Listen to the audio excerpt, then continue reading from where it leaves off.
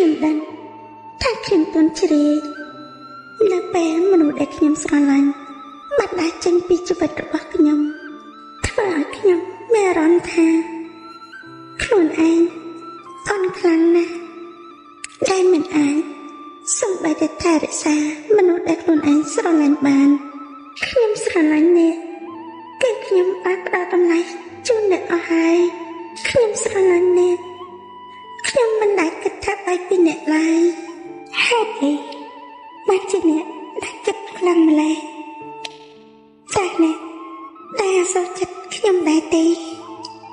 តែអ្នកយកអារម្មណ៍ខ្ញុំខ្លះទេថាខ្ញុំស្រឡាញ់អ្នកប៉ុណ្ណាដំបូងក្រែងអ្នកប្រាប់ខ្ញុំថាយើងនឹងចាត់ដៃគ្នាសាងសុភមង្គលរួមគ្នាចុះពេលនេះហើយបដិទអ្នកក្បត់សន្យាបែបនេះ